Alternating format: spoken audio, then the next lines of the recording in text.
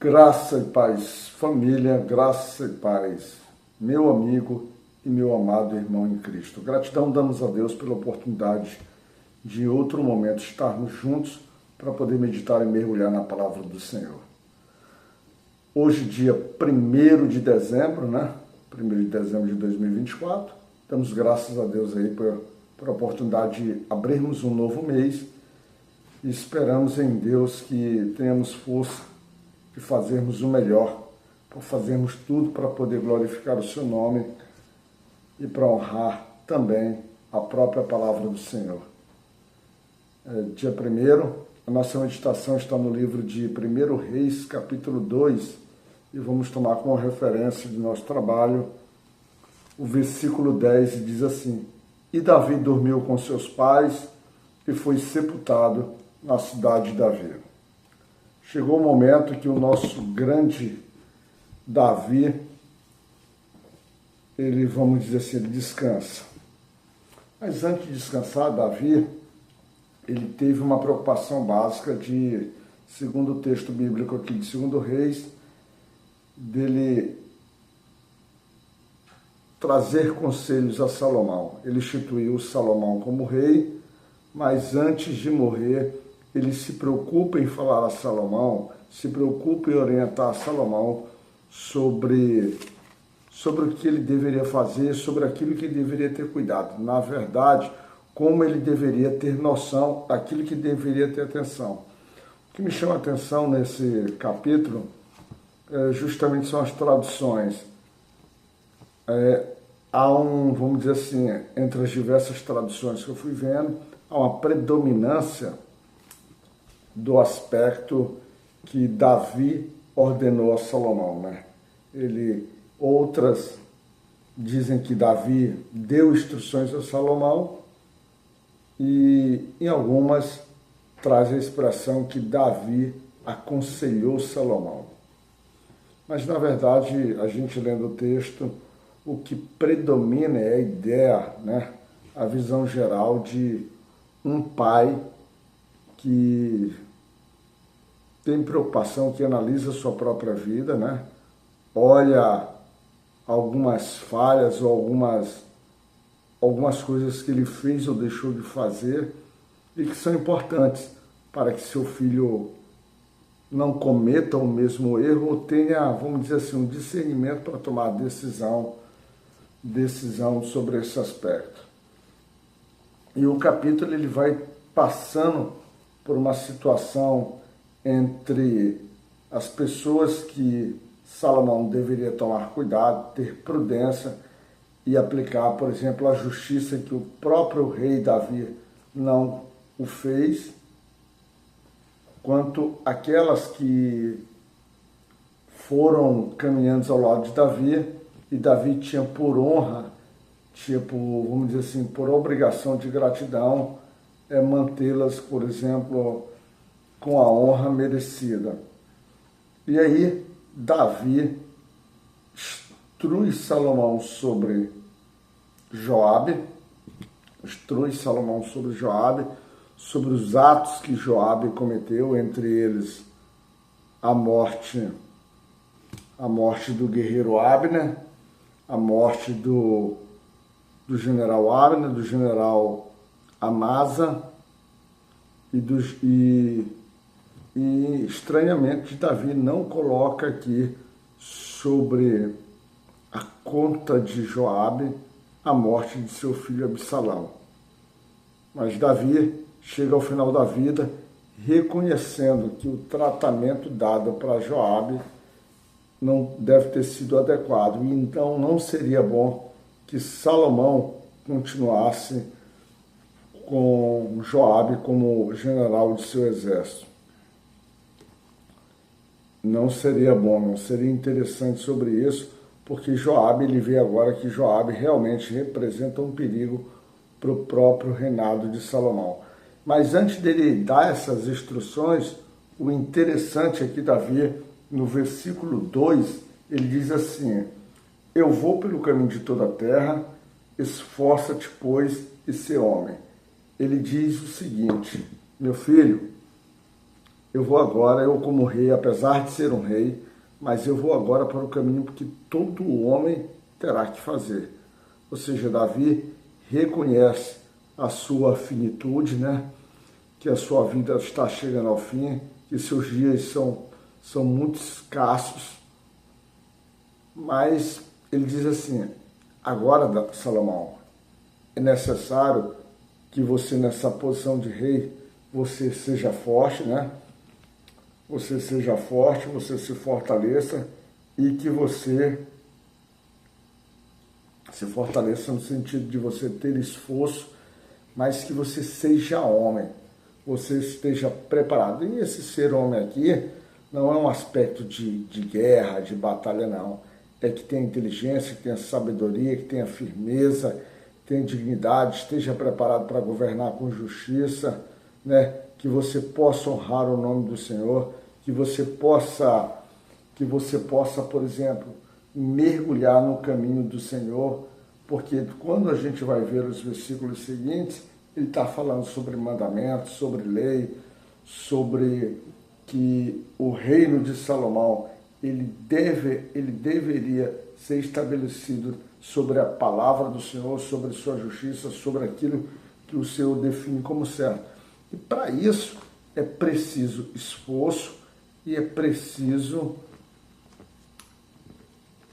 que seja homem, que tenha propósito, que tenha firmeza, afinal de contas, muitos serão os caminhos, ou muitos serão as aberturas, as possibilidades para que ele pudesse se afastar da direção do Senhor. E o interessante é que Davi, nessa instrução deixa muito claro por que ele precisa fazer isso. Ele precisa fazer isso porque lá no versículo 4 ele diz assim, a finalidade, qual o propósito? Ele diz assim, você deve andar no caminho do Senhor, você deve se tornar homem, você deve esforçar-se, você deve ter a firmeza de um rei, a dignidade de um rei, a honra de um rei, mas tudo isso é construído na palavra do Senhor, porque ele diz que deve seguir fielmente os estatutos do Senhor, a lei do Senhor que já está definida em Moisés. E isso tem propósito, porque ele diz o seguinte, para que o Senhor confirme a palavra. Nós estamos lendo o versículo 4, ele diz assim, para que o Senhor confirme a palavra que falou de mim, ou seja, falou para Davi, né? Dizendo, se teus filhos guardarem o seu caminho para andarem perante a minha face fielmente, com todo o seu coração e com toda a sua alma, nunca te faltará sucessor ao trono de Israel. Ou seja, filhos, Salomão, se você quer manter a nossa linhagem, quer manter a aliança, o propósito, quer manter a promessa que o Senhor fez a mim, aquilo que ele falava sobre mim, mantém não só a ti, ensina com a próxima linhagem, ensina que ele possa andar nos estatutos do Senhor, no caminho do Senhor. E aí, nessa passagem, então ele vai apresentando, ele apresenta homens que se levantaram, ou seja, que em algum momento passaram a trair Davi quando houve um movimento de Adonias, né, para tomar o reino, para substituir o próprio rei, diferentemente de Absalão, que fez uma revolta. Adonias não, aproveitou-se que o rei estava no fim de seus dias e se movimentou rapidamente, cooptando pessoas, cooptando Joabe, como por exemplo, cooptando Abiatar e cooptando outras pessoas para que pudessem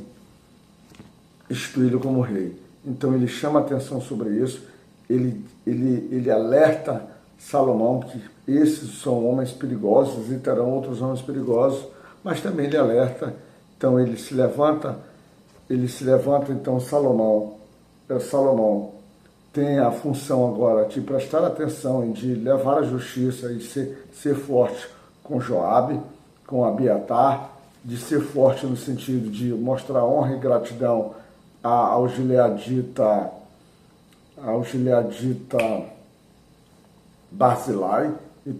no sentido de toda a sua família, colocando eles para que comessem na mesa do rei, eles fossem recebidos na mesa do rei pela bondade e generosidade que eles fizeram ao rei Davi quando fugia de Absalão, né? Foram homens que acolheram, foram homens que deram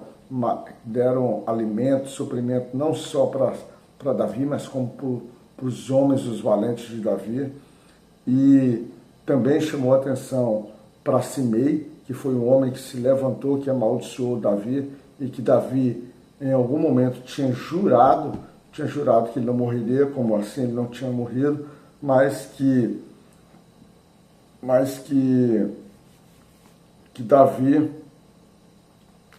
Salomão, como ele diz lá no versículo 9, ele diz assim, ó, mas agora não tenhas por inculpável, pois és homem sábio e bem saberás o que lhes hás de fazer, para que faças com que as suas cães desçam a sepultura com sangue. Ele se relaciona descer a sepultura com sangue para Joabe, descer as cães de Joabe, ele lá para que as cães de Joabe não desçam em paz, ou seja, que Joabe deveria ser morto no sentido de, para que pudesse a terra ser, vamos dizer assim, perdoada dos pecados contra homens justos, homens melhores do que o próprio Joabe, ou seja, a terra deveria ser purificada do pecado de Joabe, que era atribuído então a Davi, no sentido de, porque Davi não lavou o pecado de Joabe. A gratidão a Barzilai, a aplicação, a justiça sobre Abiatar, que ele não cita, mas Abiatar também é um homem que desenvolveu o sacerdócio. Salomão não matou, mas Salomão, vamos dizer assim, baniu de exercer o sacerdócio, reconheceu, por exemplo, ações, atitude, e que Abiatar esteve com Davi por diversas vezes, mas não deixou de condenar a sua traição, e Davi então foi sendo instruído, Salomão então foi sendo instruído e teve que ter força. E o seu principal homem de justiça nesse sentido foi o seu servo Benaia, filho de Joiada.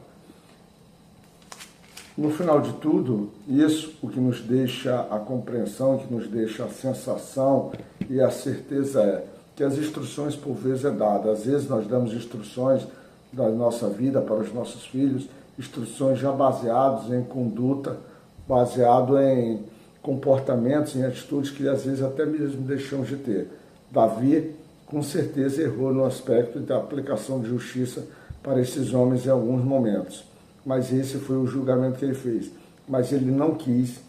ele se preocupou em passar, vamos dizer assim, essas correções para o seu filho, para que o seu filho pudesse tomar por si só decisões para que homens não servissem como serpentes, vamos dizer assim, na sua caminhada. E um dos primeiros homens que ele teve que aplicar a sua justiça foi no seu próprio irmão Adonias, porque Adonias, nesse processo, ele propõe à mãe de Salomão que Salomão fosse convencido a mandá-la, a entregá-la a sunamita, a Bisago, que cuidava de Davi, talvez com uma manifestação, para manifestar, vamos dizer assim, indiretamente a Salomão, que ele se sentia rei e que ele deveria reinar, mesmo que fosse vamos dizer assim, em que, na verdade, ele tinha direito, talvez fosse um sinal, e Salomão assim entendeu, ou seja, entendeu Salomão, então, que as suas atitudes eram atitudes que não queria paz, não fossem boas atitudes, e ele já tinha jurado que se ele manifestasse atitudes dessa forma, que parecesse mal aos olhos do rei, ele seria morto. Então assim foi com Adonias, assim foi com Simei, quando também deixou de cumprir o acordo que Salomão propôs a ele, quando ele ficasse tipo numa prisão domiciliar e saiu sem autorização do rei. Agora quem não teve oportunidade nesse sentido, e sua justiça já desceu sobre ele, foi Joabe. Então, muito mais do que você receber conselhos, esteja apto a processar esses conselhos e pô-los em prática. Ainda mais quando esses conselhos são dados por um pai preocupado, um pai que foi justo, um pai que era amado e um pai que servia verdadeiramente ao Senhor. E o importante, um dos principais conselhos que Davi dá a Salomão: não te afasta do Senhor, porque Davi, se você olhar toda a história de Davi, por mais pecados que tenha feito, ele não se afastava do Senhor, manteve a sua fidelidade ao Senhor, manteve a sua fé sempre nele e sempre recorreu somente ao Senhor nos seus momentos mais difíceis. Graça e paz, Deus te cuide, meu irmão.